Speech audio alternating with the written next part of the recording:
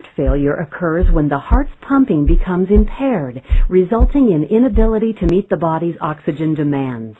The most common type of heart failure, left-sided failure, occurs when the left ventricle cannot contract sufficiently.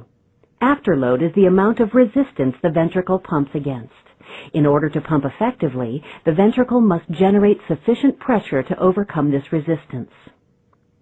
Left heart failure occurs when arteries downstream constrict, resulting in increased afterload, resistance too high for the ventricle to pump against. A heart attack can also cause left heart failure.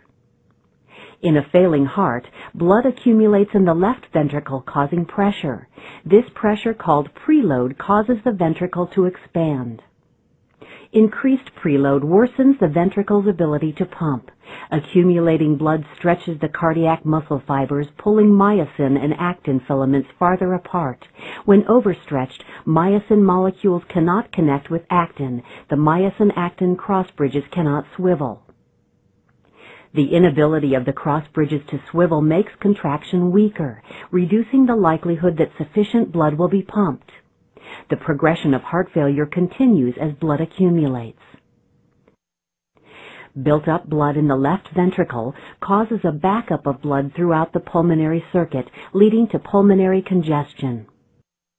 This associated congestion is responsible for left heart failure, also known as congestive heart failure. Blood buildup in the lungs causes difficulty breathing, especially when a person is reclining.